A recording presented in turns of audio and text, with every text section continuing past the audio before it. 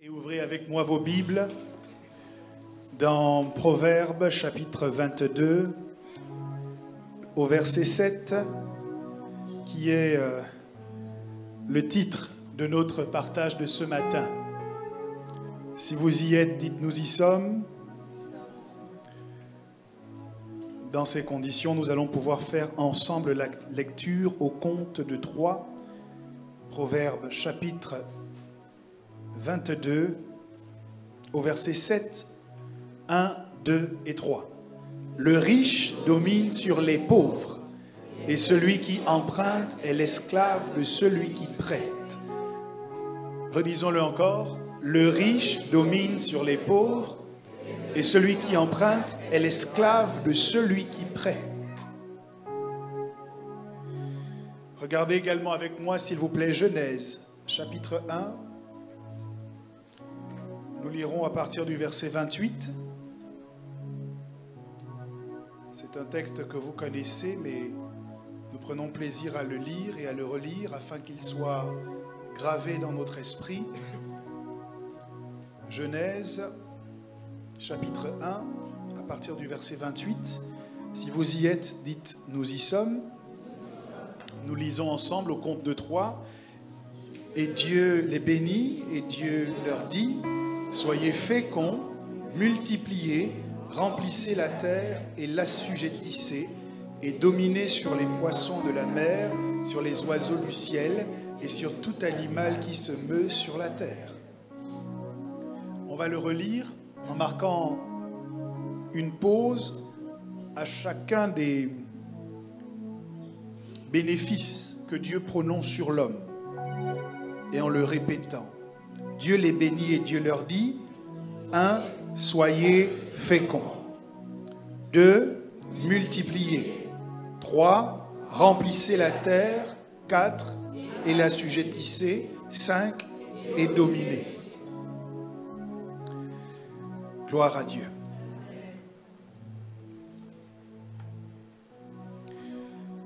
À cause de lui, des nations se font la guerre. Des vies précieuses sont écourtées avec violence. Il force à se lever et à exercer une activité qu'il n'aime pas, même le salarié le plus paresseux. Il indique à l'entrepreneur si son activité est un succès ou un échec. Même ceux qui le méprisent sont contraints de faire avec. Et ceux qui le maîtrisent semblent favorisés dans la vie. Issu du latin argentum, apparenté au grec ancien argos, qui signifie blanc ou brillant. L'argent blanchit dans la pensée populaire les personnalités les plus ténébreuses. Et il fait briller les destins les plus sombres.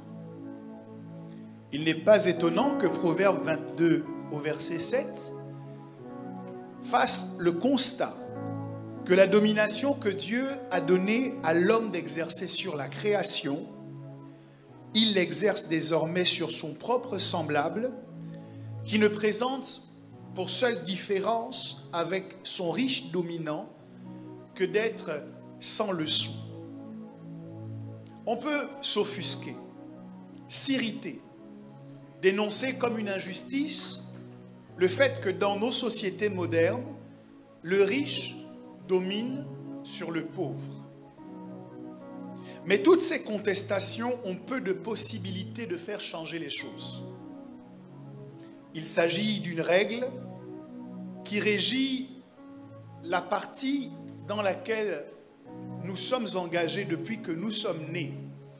Une règle qui régit la vie que nous menons et dont nous devons tenir compte pour pouvoir tirer avantage. En effet, s'il est vrai que le riche domine sur le pauvre, que la sagesse du pauvre est méprisée, il devient absolument nécessaire et urgent pour celui qui pense être sage de s'enrichir. Et c'est le propre des enfants de Dieu. Les textes disent que nous prêchons une sagesse qui n'est pas de ce monde. Une sagesse éprouvée, excellente. Mais qu'elle est limitée dans son impact par le fait que nous soyons ou non suffisamment riches. Une fois que vous le savez, vous comprenez que pour être écouté, vous devez vous enrichir. Vous comprenez que pour avoir de l'influence, ce n'est pas une option, c'est une nécessité de développer vos finances. Il ne s'agit pas ici d'un objectif malicieux qui nous porterait uniquement à faire l'apanage de nos biens, mais d'une stratégie afin de rendre audible la sagesse que nous recevons de Dieu. Mais au fait, qu'est-ce qu'un riche et comment le devenir?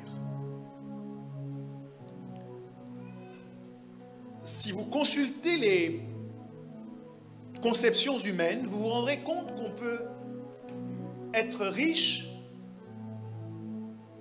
différemment selon les cultures et selon les pays. Une personne considérée comme riche en France ne l'est pas forcément dans un autre pays, ne l'est pas forcément à Dubaï ou au Qatar. Une personne considérée comme riche au Cameroun ou au Congo ne l'est pas forcément lorsqu'elle se retrouve dans un pays où le revenu médian est beaucoup plus important que dans son pays d'origine. Mais acceptons, souffrons de fonctionner avec cette règle pour commencer notre propos. En France, on appartient aux 10% des ménages les plus riches à partir de 65 520 € de revenus disponibles par an. Si vous êtes en deçà,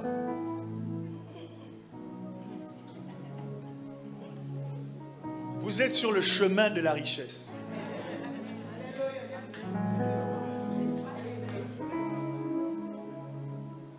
Le riche s'entend ici comme une personne qui a de la fortune, qui possède des richesses. Mais je crois que les richesses extérieures ne sont que le reflet d'une mentalité qui a rendu possible leur acquisition. La richesse est d'abord un état d'esprit.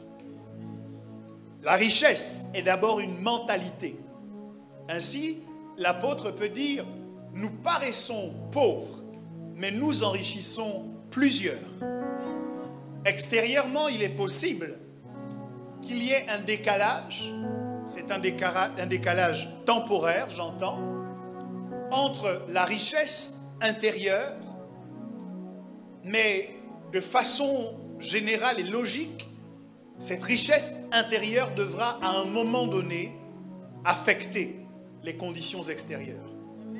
Donc la richesse est d'abord un état d'esprit, comme la pauvreté est d'abord un état d'esprit. C'est un état d'esprit, en parlant de la richesse, qui peut se recevoir et se développer en écoutant et en pratiquant des principes qui ont fait leur preuve. Il serait tentant pour moi ce matin de commencer sans plus tarder à énumérer les secrets de la richesse, mais puisqu'il s'agit d'une mentalité, il ne faut pas négliger le niveau de résistance que peut opposer une mentalité contraire. Quels que soient les principes et les secrets de richesse que l'on communique, si au départ nous n'avons pas fait table rase des principes et des concepts qui conduisent à la pauvreté, il y aura à l'intérieur de nous une guerre entre les principes de richesse et les principes de pauvreté. Et puisque on dit chasser le naturel, il revient au galop, si notre naturel est d'adopter des concepts et des principes qui conduisent à la pauvreté, même si par hasard, par chance, une grande somme d'argent nous était confiée, il ne faudrait pas longtemps avant que nous ne l'ayons complètement dissipée. Vous avez peut-être remarqué que le fils prodigue part avec la portion des biens de son père qui devait lui revenir et que ce jour-là, son père partage son bien entre ses deux enfants. Ok? Donc c'est quelqu'un qui prend son héritage et qui donne une partie au cadet et une partie à l'aîné.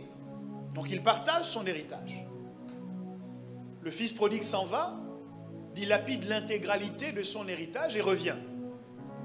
Et quand il revient, c'est le père qui normalement a tout partagé, qui est en capacité de faire une fête pour lui, de lui donner un nouveau manteau et de lui donner un anneau.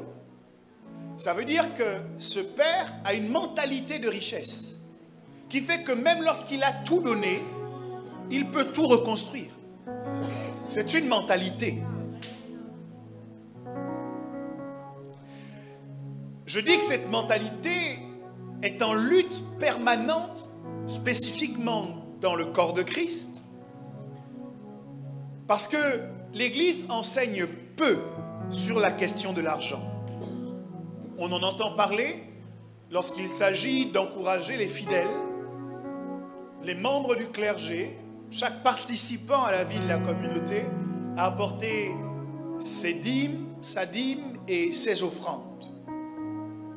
Mais les vérités au sujet de l'argent sont beaucoup plus nombreuses que cela.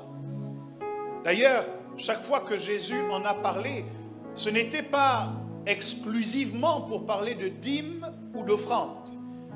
Mais chaque fois que Jésus a parlé d'argent, il révélait à ce sujet un certain nombre de secrets que l'Église a la responsabilité d'enseigner. Comment les chrétiens doivent se positionner au sujet de l'argent? Les abus perpétrés ici ou là, dans le matraquage et dans la pression financière, s'ajoutent à un enseignement déséquilibré au sujet de l'argent qui, de mon analyse, tient davantage de la peur des dégâts que peuvent produire un intérêt immodéré pour l'argent que d'une volonté malsaine de maintenir qui que ce soit dans l'appauvrissement. Voici donc les prérequis que vous devez connaître, et plus que les connaître, qui doivent vous habiter pour pouvoir vous lancer sereinement dans l'enrichissement au sens de la Bible. Je voudrais vous indiquer 6 prérequis. Le premier prérequis que vous devez intégrer avant de vous intéresser à l'accroissement de vos richesses financières ou matérielles, c'est qu'il existe plusieurs richesses plus précieuses que la richesse financière. Prérequis 1, il existe plusieurs choses plus importantes que l'argent.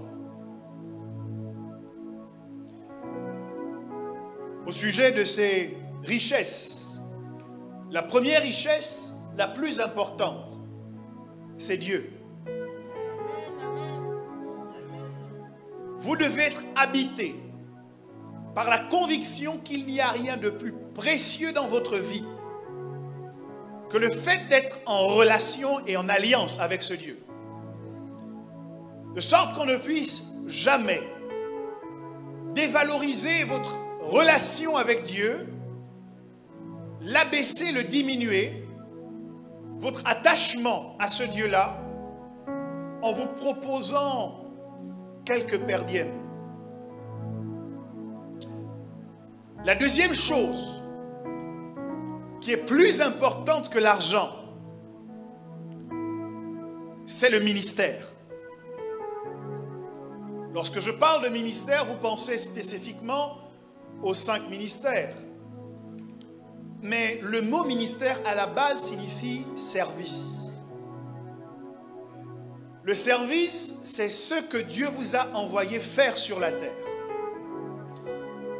Vous pouvez avoir un service au sens sacerdotal du terme, qui est donc rattaché au temple, puisque nous sommes un peuple de rois et de sacrificateurs.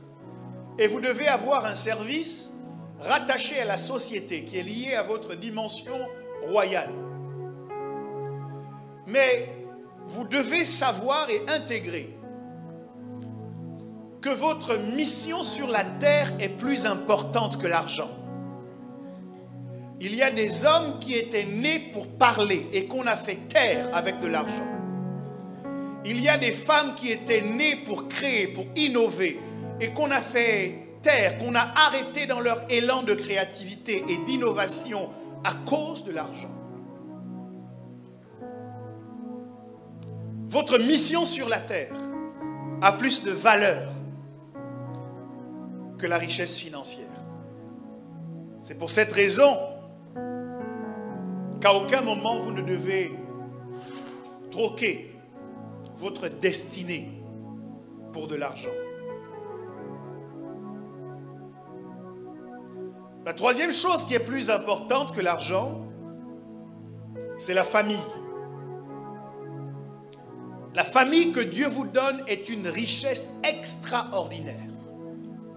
Elle est extrêmement précieuse. C'est pour cela que les textes disent que celui qui n'a pas soin des siens est pire qu'un infidèle et il a renié la foi. Beaucoup de gens sont prêts à détruire leur famille pour gagner un peu plus d'argent. Ils sont prêts à abandonner les leurs parce que la question financière a une place plus importante dans leur cœur et c'est une erreur. Ils se retrouvent ainsi habitant de grandes maisons, tout seuls, à ne pas pouvoir partager le fruit de leur travail avec ceux que Dieu leur a donnés. Et la quatrième chose, ou la quatrième richesse, pour garder le vocable richesse, plus importante que l'argent, c'est la santé. Quelle que soit la somme d'argent que vous avez sur votre compte bancaire, si vous n'êtes pas en santé, vous verrez dans cette manne financière une chose insignifiante.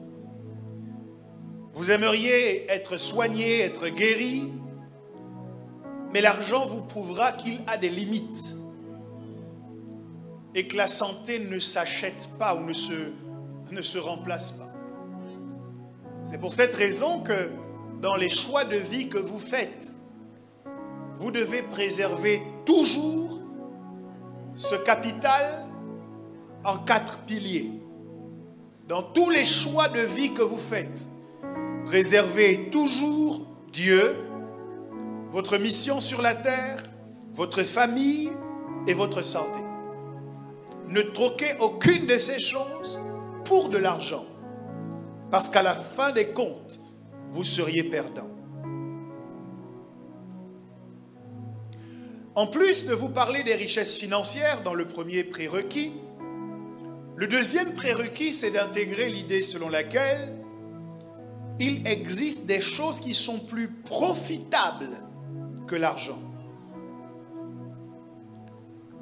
La sagesse et l'intelligence.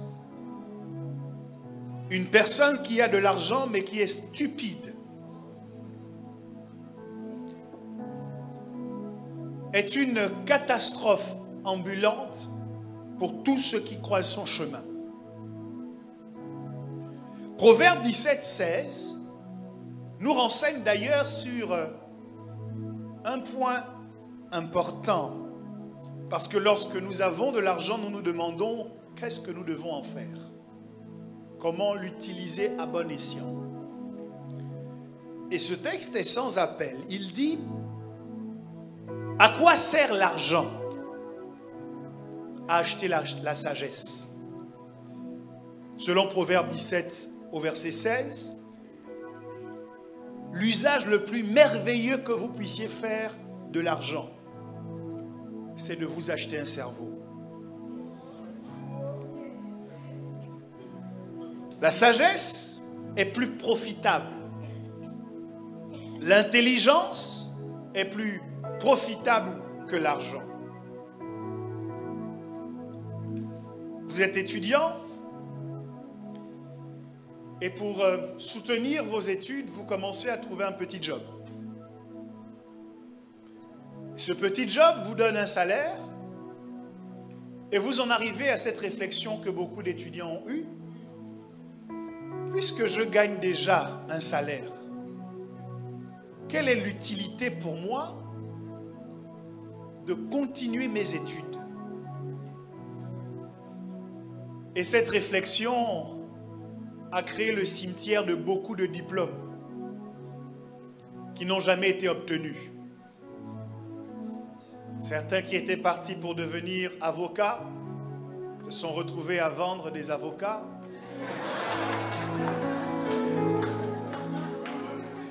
Je n'ai aucun problème avec le fait d'en vendre. Mais ce n'était pas le projet de base.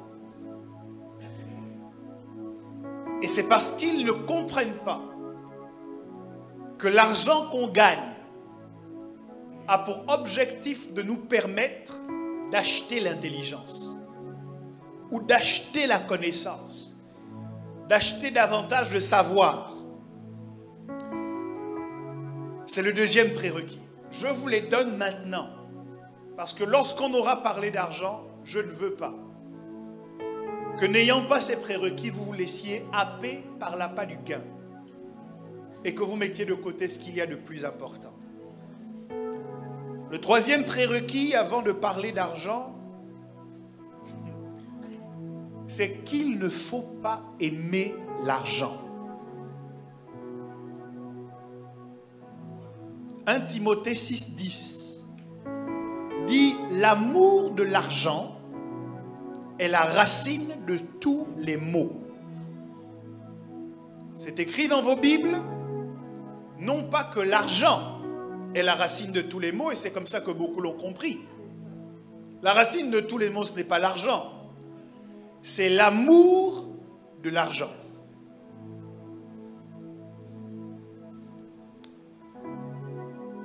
Il ne faut pas aimer l'argent. Si vous aimez l'argent, vous ouvrez la porte à beaucoup de problèmes.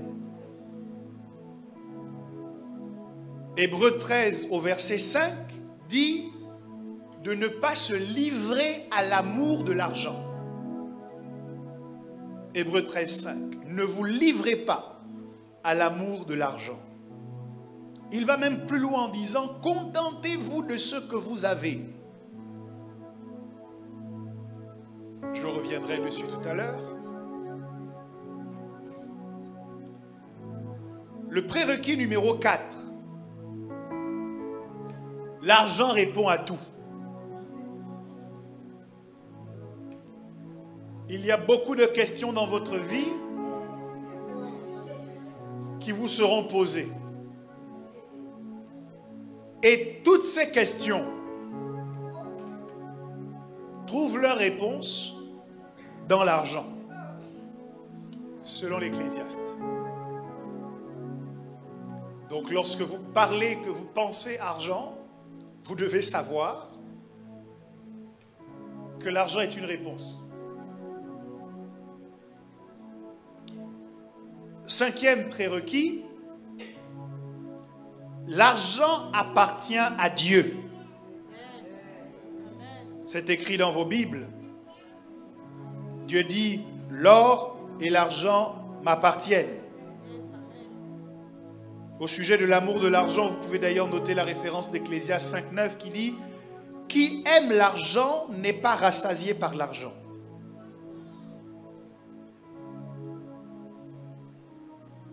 Âgé de 8, Dieu dit, l'argent est à moi. Alléluia. Et puis, le dernier prérequis que je trouve dans Job 28 au verset 1, qui dit que l'argent se trouve dans la mine. Il y a une mine de laquelle on extrait l'argent. Ce texte parle de la matière première qui est l'argent, mais il respecte un principe que vous devez connaître pour ne pas vous faire arnaquer. L'idée d'une mine, c'est qu'il faut creuser, il faut travailler pour pouvoir obtenir le filon d'argent. Cela va totalement à l'encontre d'une certitude qu'ont certains, et je ne sais pas exactement d'où elle vient, comme quoi l'argent tombe du ciel. Ok? Non. L'argent ne tombe pas du ciel. Chaque fois que nous allions voir notre mère pour lui demander de l'argent pour faire des choses pas très importantes, elle avait cette réponse. Vous croyez que derrière cette maison, il y a un arbre où je cueille l'argent? C'était une question rhétorique et nous avons fini par comprendre que non. Il n'y a pas d'arbre sur lequel on cueille l'argent. L'argent, on l'obtient après avoir foré. On l'obtient après avoir creusé. On l'obtient après avoir travaillé. L'argent facile n'existe pas. L'argent facile est toujours un piège. Méfiez-vous de tout argent qu'on vous propose sans que vous n'ayez fourni aucun effort pour l'obtenir. Je vais...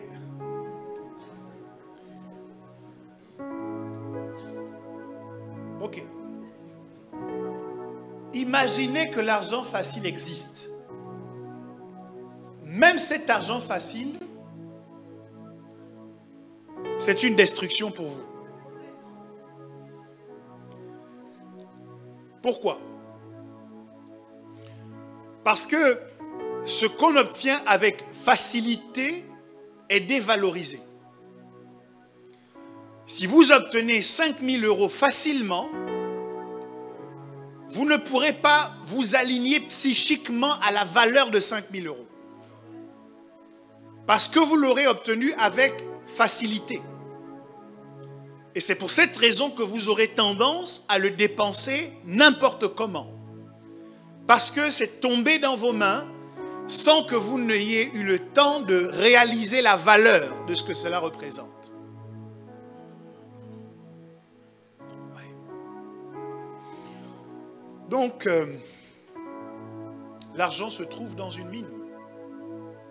L'argent se cherche, l'argent se travaille, l'argent se trouve. Voici les prérequis. Si vous n'avez pas encore intégré cela, ce que nous allons partager dans la suite de cette prédication est dangereux pour vous. Parce que vous aurez appris des choses sur l'argent, mais votre cœur ne sera pas suffisamment attaché à Dieu. Vous risquez de devenir comme ces personnes extrêmement riches qui, à leur décès, lèguent l'intégralité de leur fortune à leur animal de compagnie. L'amour des gens a été remplacé dans leur cœur par l'amour des chiens. Et ils sont capables de léguer à un berger allemand plusieurs millions d'euros. Alors que dans la même ville, il y a des gens qui sont sans abri, qui sont sans le sou. C'est exactement comme ça que devient quelqu'un qui cherche l'argent, mais dont le cœur n'est pas rempli d'amour pour Dieu. Il va finir par faire des choses totalement folles à cause de sa recherche effrénée d'augmenter sa richesse financière. Alors, la Bible dit que le riche domine sur les pauvres. Un riche domine sur beaucoup de pauvres. C'est-à-dire que le rapport numérique ne compte pas. Il est seul, mais il domine sur beaucoup de gens à cause de l'argent. Je vais vous expliquer tout à l'heure comment on devient riche. Parce que vous ne devez pas être dominé. Je croyais que tu allais dire Amen. Et il continue en disant que celui qui emprunte est l'esclave de celui qui prête. Je ne travaillerai pas beaucoup sur ce membre du verset, mais juste une précision. Lorsque la femme qui avait peur que ses enfants soient emmenés en esclavage parce qu'elle était criblée de dettes est venue voir Élisée, Élisée lui a dit, va chez tous tes voisins et emprunte des vases. Ça veut dire que si c'est une instruction divine qui lui a permis de sortir de l'endettement, nous devons comprendre le deuxième pan de ce verset de manière un peu nuancée. Lorsqu'on dit que celui qui emprunte est l'esclave de celui qui prête, les chrétiens se disent donc je ne dois pas emprunter d'argent. Mais vous devez savoir qu'il y a deux types d'emprunts différents. Il y a un emprunt pour s'appauvrir. C'est l'emprunt que l'on contracte afin d'acquérir des produits de consommation. Vous êtes allé au centre commercial pour acheter du shampoing et vous passez devant le rayon des téléviseurs. On vous explique que ce téléviseur 4K intègre les dernières technologies. Même lorsque vous fermez les yeux, vous voyez l'image et vous vous dites, il me le faut, comme ça pendant que je dors, je peux continuer à finir mes séries. Mais le prix qui vous est proposé ne correspond pas forcément à ce que vous avez dans votre portefeuille. Et là, on vous dit, mais monsieur, vous pouvez le payer en plusieurs fois. Okay? Et puis il y a une petite mention tout en bas qui dit, un crédit vous engage. Et donc, à ce moment, vous avez signé pour vous engager à rembourser un prêt. Et cette télé, dès que vous l'avez prise du magasin et que vous êtes sorti, elle a perdu peut-être 30% de sa valeur.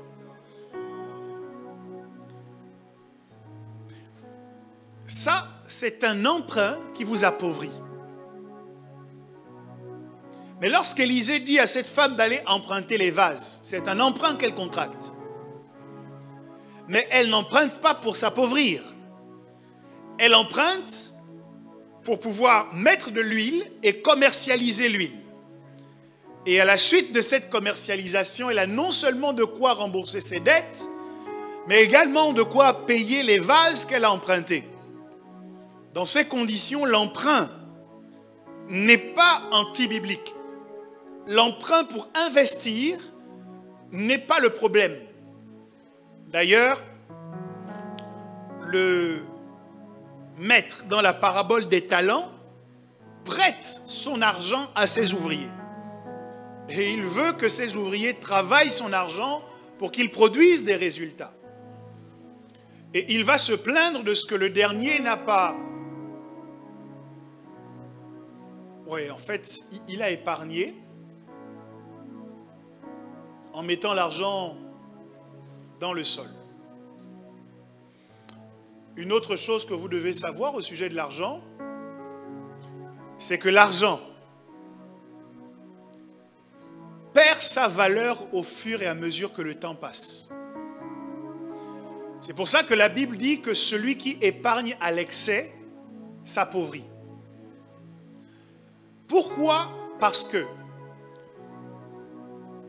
100 €, il y a 10 ans, vous permettez d'acquérir plus de baguettes de pain qu'aujourd'hui.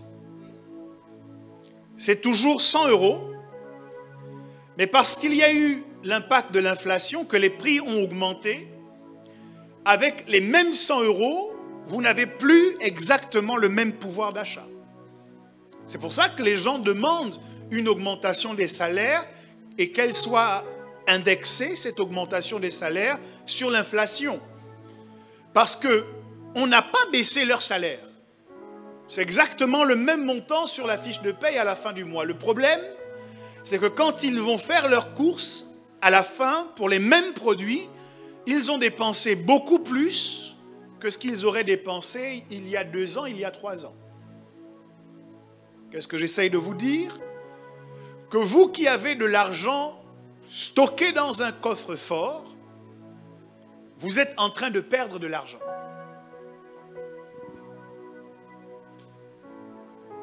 Ce n'était pas dans mes notes, c'est gratuit.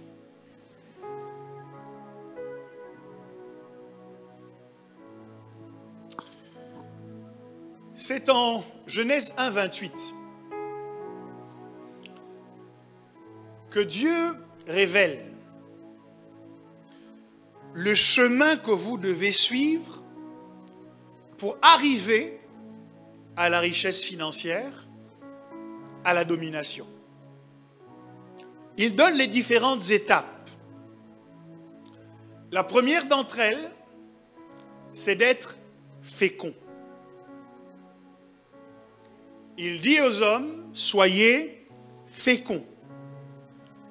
Et beaucoup d'entre nous, nous avons compris que cela voulait dire, faites des enfants. Le problème, c'est que après leur avoir dit, soyez féconds, il leur dit, multipliez. Donc, être fécond, ce n'est pas faire des enfants. Oui, Dieu a dit à Adam et Ève d'avoir des enfants. Mais ce n'est pas dans l'expression d'être fécond qu'il leur dit d'avoir des enfants, c'est dans le fait de se multiplier. Donc, le fait d'être fécond, c'est autre chose.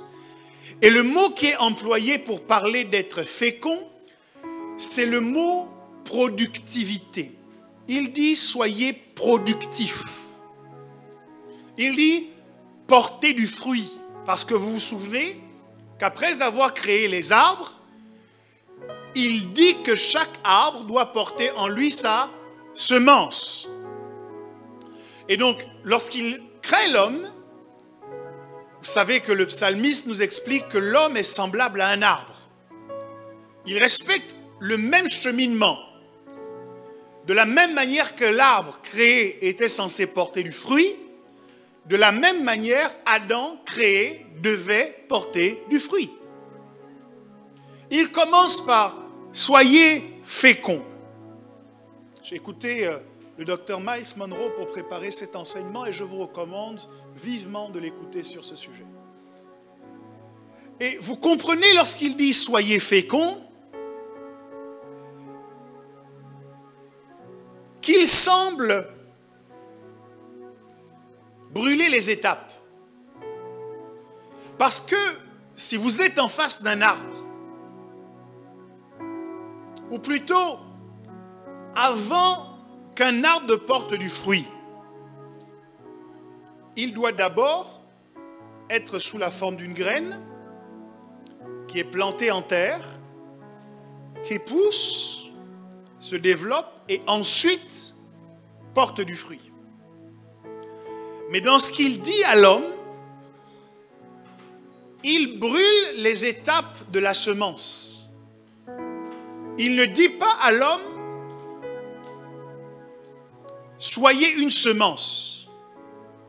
Il dit à l'homme, portez du fruit. Ça veut dire que dans sa pensée, l'homme qu'il a en face de lui a déjà été une semence, a déjà été planté dans la terre, a déjà grandi et arrivé au niveau de maturité où maintenant il peut porter du fruit. Donc lorsque Dieu nous regarde et qu'il nous dit « soyez productifs », ce qu'il dit, c'est que nous sommes déjà passés par l'étape de semence, nous avons déjà été plantés en terre, nous avons déjà grandi, et tous autant que nous sommes aujourd'hui, nous sommes en capacité immédiatement de porter du fruit.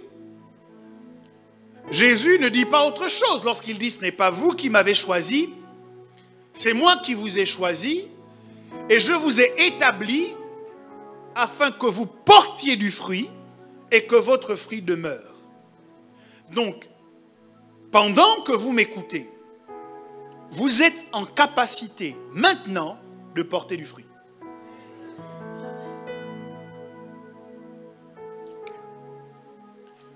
L'un des pièges dans lequel nous tombons au sujet de la richesse, c'est que nous pensons, à tort, que la richesse est liée uniquement aux biens matériels que nous possédons.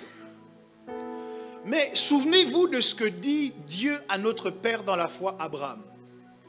Il dit, Abraham, je ferai de toi une grande nation. Chaque descendant d'Abraham peut se prévaloir de cette parole et se considérer non pas uniquement comme un individu, mais de se considérer comme une grande nation.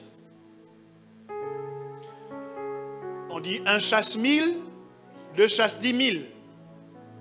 Quand Élie part, on dit char d'Israël et sa cavalerie. Ça veut dire que chaque individu ici présent représente une nation.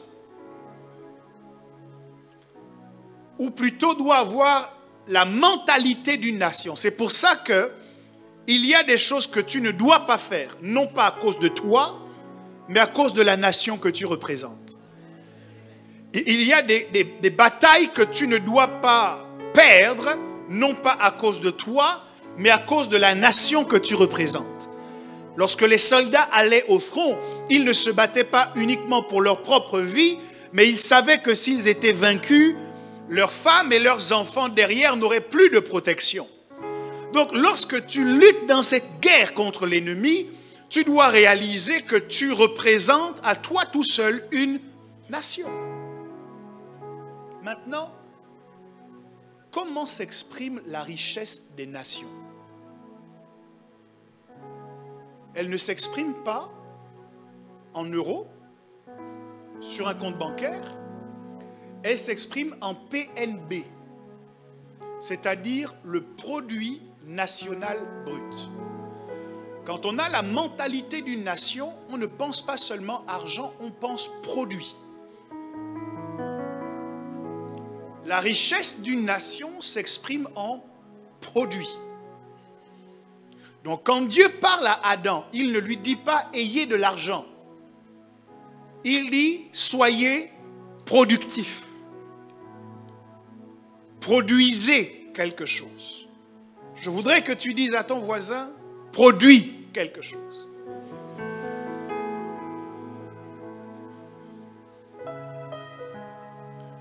Demande à notre voisin, qu'est-ce que tu produis? Chaque homme est semblable à une usine. Il est une chaîne de production qui doit aboutir à un produit fini. Lorsque vous allez chez Apple, vous ne leur donnez pas votre argent pour les beaux yeux de Tim Cook. C'est ça, non? Lorsque vous allez chez Microsoft, vous ne leur donnez pas de l'argent pour le timbre de voix spécial de Bill Gates. Vous donnez votre argent en contrepartie d'un produit. Un MacBook Pro, une tablette Surface. Vous achetez un produit. C'est ce produit-là qui justifie que vous leur donniez de l'argent. Maintenant, toi, tu veux qu'on te donne de l'argent. En contrepartie de quoi? Qu'est-ce que tu produis? Si tu ne produis rien, il est normal qu'on ne te donne rien. La richesse est associée à la productivité. C'est le premier secret que vous devez intégrer. Et ce que je vous dis ici n'implique pas de chercher des capitaux exceptionnels ou extraordinaires, parce que quand Dieu dit cela à Adam, Adam a déjà les ressources pour produire. Donc pendant que je suis en train de te le dire, présentement, il y a quelque chose que tu es déjà en capacité de produire. Tu n'as pas besoin d'un autre fournisseur, tu n'as pas besoin de quelqu'un qui va s'associer à toi. Non, présentement, il y a quelque chose que tu dois produire. Quelqu'un dit, je dois produire. Je dois produire. Il faut que tu saches à quoi sert l'usine que tu es. Si l'industrie que tu représentes, Claude et compagnie, produit à la fin de la journée 50 critiques ou murmures, ton industrie est orientée dans l'objectif de produire des murmures sur la vie des autres. Gossip. Ça coûte combien?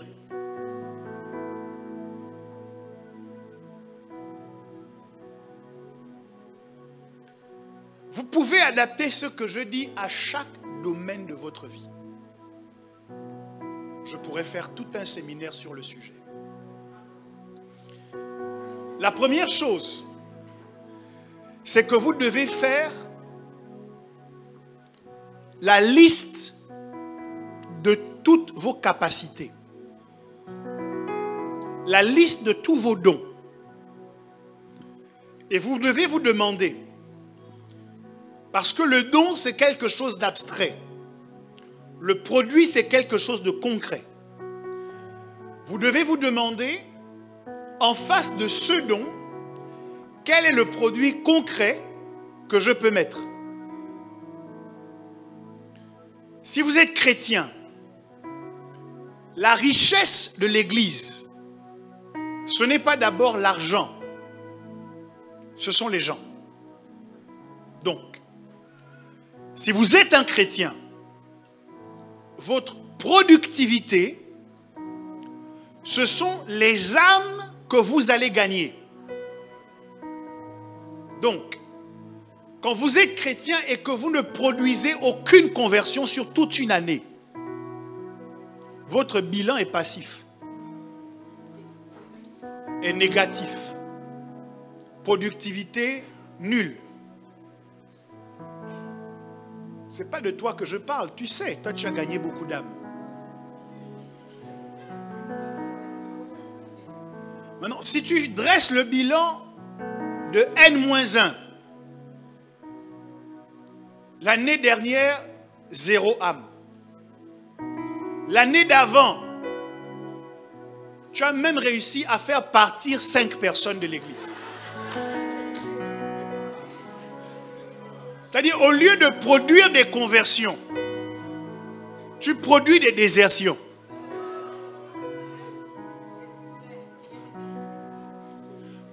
Et donc, à ce moment, quand le ciel te regarde, il n'y a pas de valorisation que tu peux présenter qui permet au ciel de dire remplissez son compte. Pour qu'elle ait plus de ressources pour continuer à prêcher l'évangile. Pour qu'elle ait plus de ressources pour influencer les gens autour d'elle. Donc, en tant que chrétien, tu dois produire. Dis avec moi, je produis des âmes. Je produis des conversions. Je suis productif.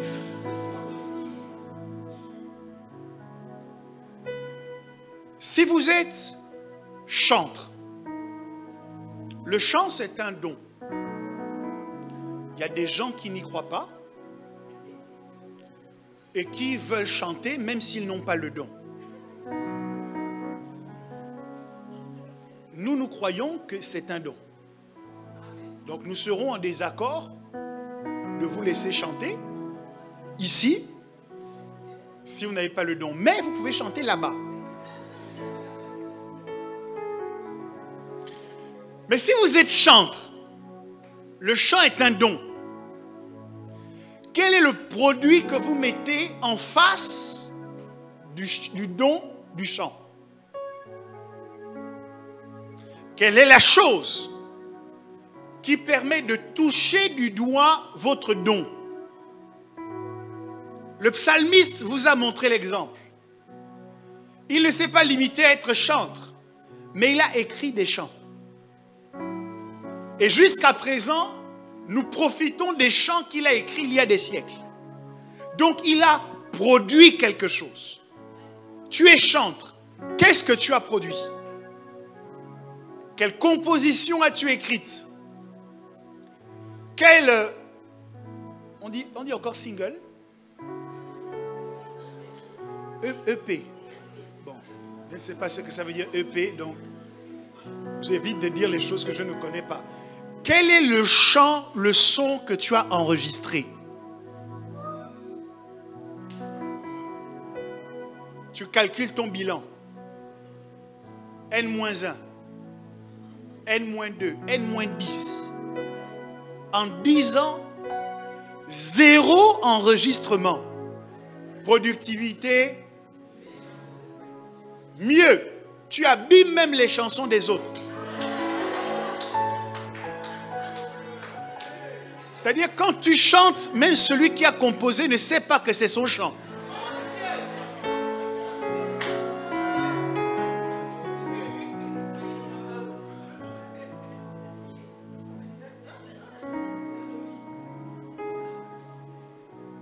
Quel que soit le talent que tu as, il doit produire. C'est la première étape vers l'enrichissement. Si tu n'es pas productif, tu ne peux pas t'enrichir. Demande à ton voisin, qu'est-ce que tu produis?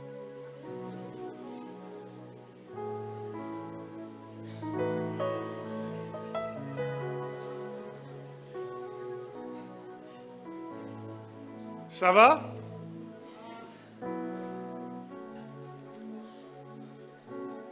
La deuxième étape qui conduit à la richesse, c'est multiplier. Trop de gens,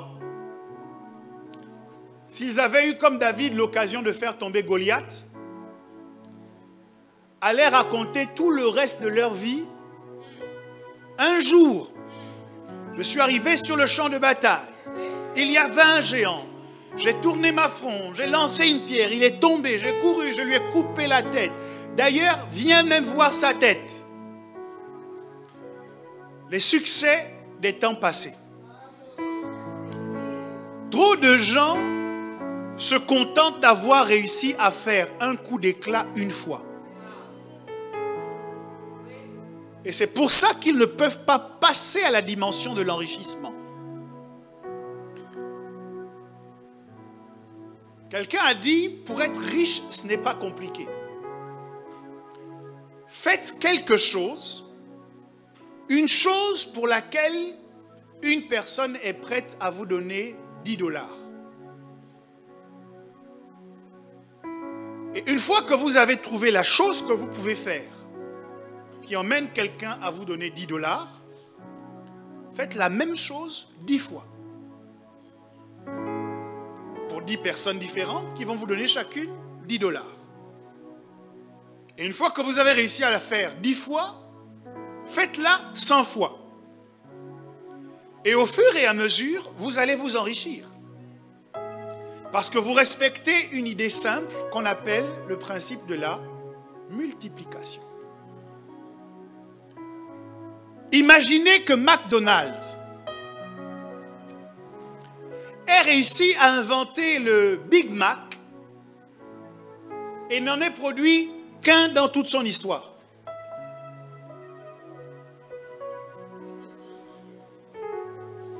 Le cuisinier de McDonald's ressort de la cuisine, il dit, les gars, arrêtez tout. J'ai trouvé. J'ai fait une de ces recettes. Je l'ai nommée le Big Mac. Voyez, une tranche de pain, un peu de salade, de tomates, une sauce dont j'ai le secret,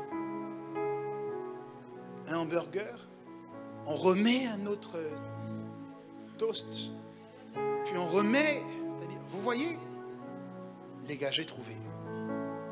Ah oui, ça a l'air bien ce que tu as fait. Montre-nous un peu qu'on goûte. Et ils se partagent le Big Mac. Et puis à la fin, ils se serrent la main. Ouais les gars, on a bien travaillé aujourd'hui. Et ils partent. C'est ce que beaucoup d'entre nous faisons. Tu as le don du stylisme. Tu as dessiné une tenue un jour. Tu l'as fait coudre, une tenue qu'une personne a portée, tout le monde a applaudi, c'est fini. Tu dis, waouh, je suis quand même talentueux, je suis quand même doué. Tu as composé un chant. Ça a fait le tour du globe. Je dis, bon, maintenant c'est bon.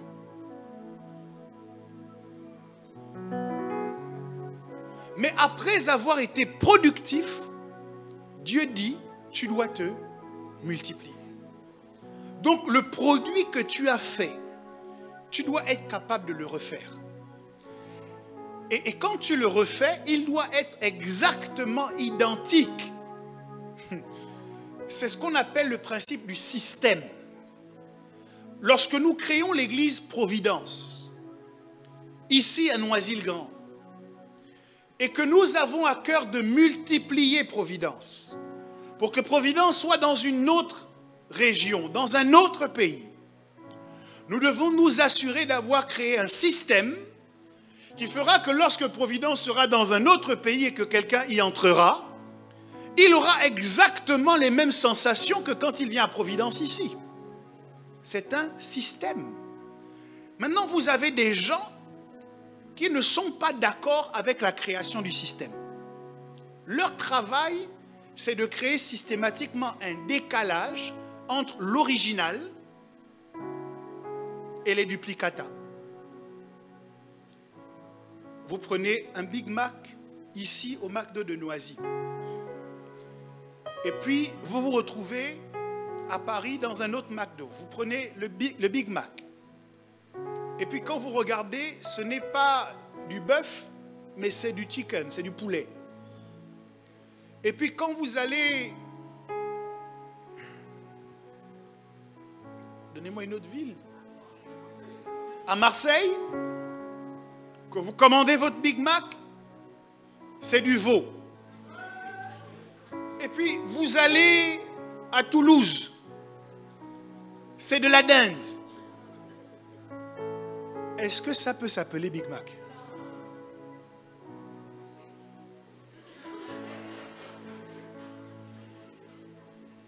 Donc, la richesse est conditionnée par le fait de dupliquer le même produit à une grande échelle. D'être capable de reproduire exactement la même chose. En tant que maître de cérémonie, on t'a vu un jour, c'était excellent. Et donc, sur la base de cette excellence, on t'invite à aller faire la modération ailleurs. Et puis, le jour où tu arrives, tu as oublié complètement l'intégralité du programme, tu bafouilles, tu ne sais plus quoi dire, tu dis aux gens, excusez-moi, excusez-moi, les aléas du direct, et les aléas.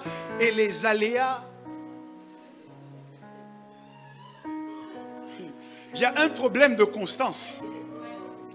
Et quand il y a un problème de constance, ce que ça affecte, c'est la rémunération à laquelle vous pouvez prétendre.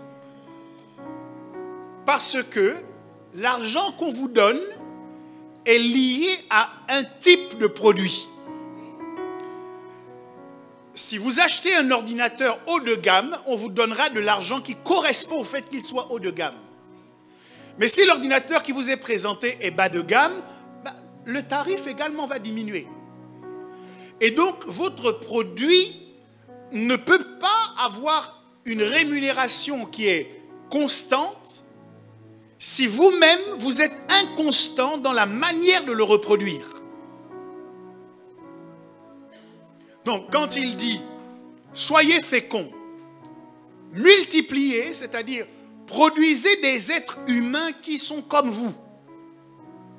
2 yeux, un nez, une bouche, des membres qui s'expriment, qui sont capables de réfléchir. Produisez des êtres humains qui sont comme vous. Et quand Adam va vers Ève, elle lui donne un fils qui est à son image et selon sa ressemblance. Donc après avoir produit, je dois m'assurer que j'ai tracé le process qui me permet de reproduire exactement la même chose.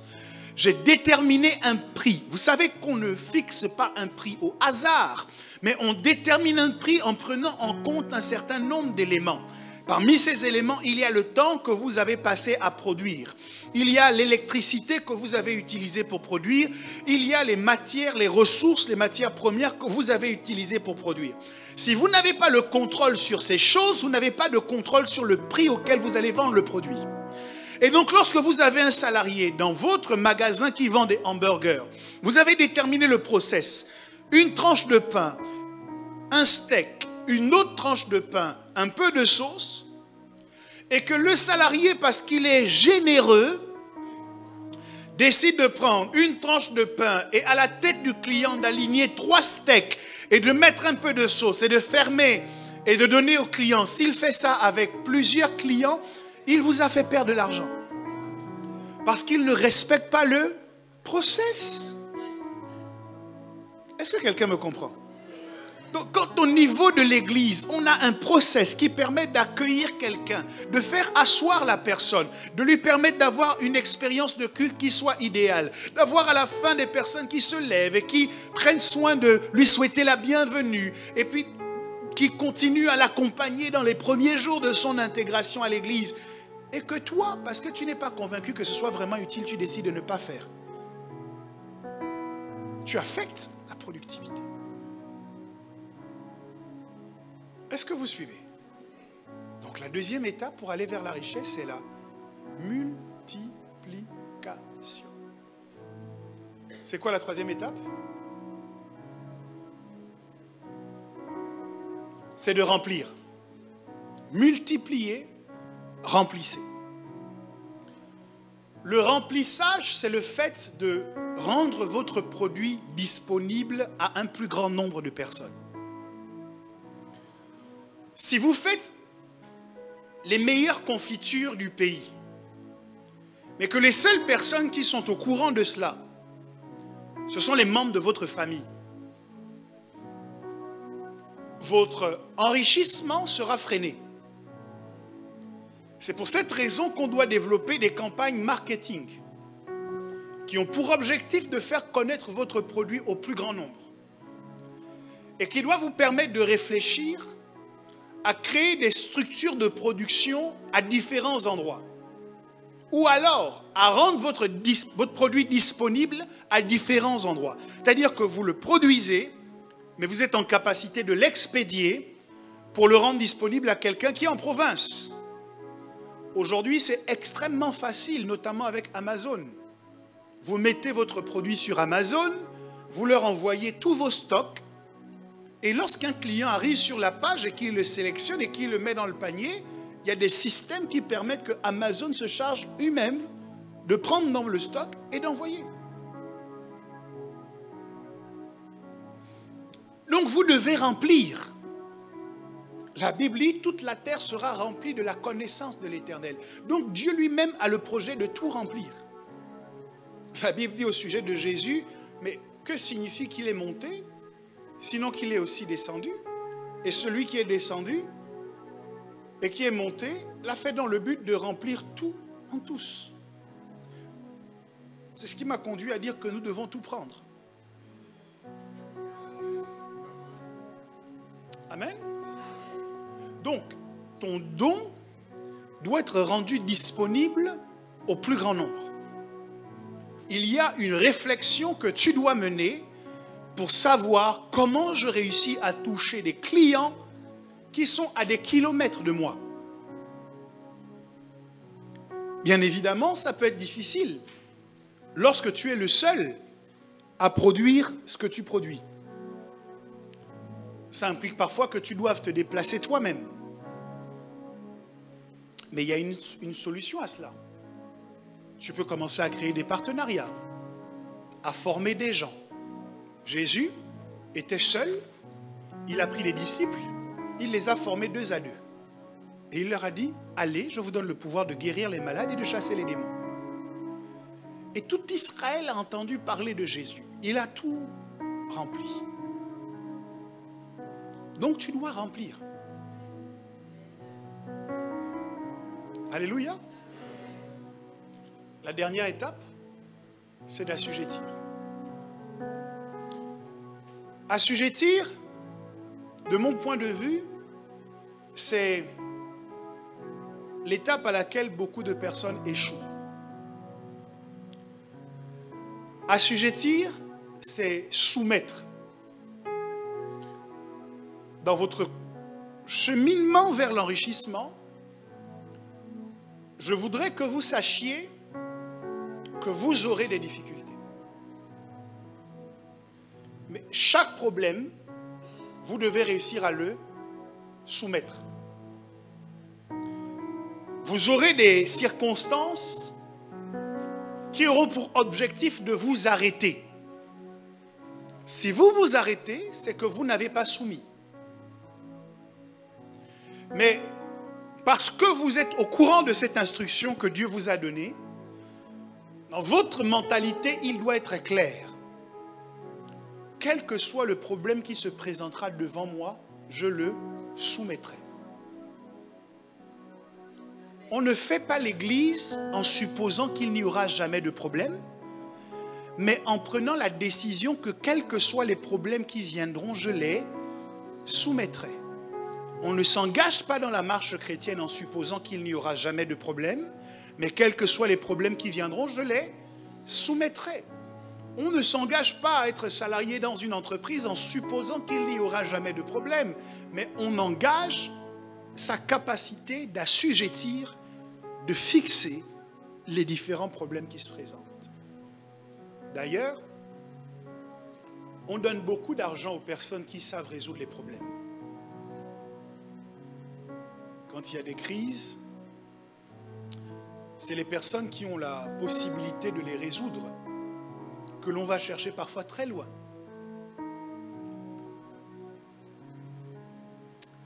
Et à la suite de tout ça, il dit dominer. Dominer, c'est exercer le contrôle. On dit que la confiance n'exclut pas le contrôle. Si vous n'avez pas de système d'audit interne dans votre entreprise et que vous laissez libre cours à la bonne volonté ou au bon vouloir des salariés, vous risquez de vous réveiller trop tard avec de gros problèmes sur le dos. Parce que celui-ci arrive à l'heure qu'il veut. Celle-là part quand elle le souhaite. Des fois, il s'absente une semaine et il revient la semaine d'après. Et surtout, il ne faut pas lui demander où il était.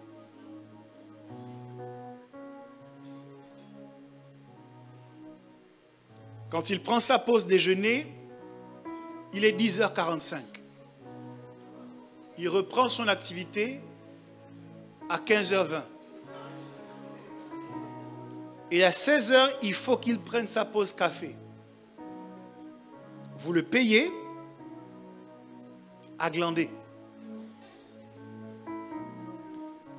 Donc vous devez mettre en place un système de contrôle qui vous permet de savoir exactement ce qui se passe avec votre produit. Vous avez mis à disposition des gens un nouveau téléphone. Mais quand on le laisse charger trop longtemps, il explose. Vous devez avoir des systèmes de contrôle qui vous permettent d'éviter que ce type de produit ne soit mis sur le marché parce qu'au lieu de vous rapporter de l'argent, ça vous en fera perdre. Si vous intégrez ces principes et qu'à partir d'aujourd'hui, vous travaillez activement à produire quelque chose, vous allez changer votre situation financière et vous allez vous enrichir. Est-ce que quelqu'un est d'accord avec moi? De réfléchir maintenant pour s'enrichir? Dis à ton voisin, sois productif. Multiplie. Remplis. Assujettis et domine.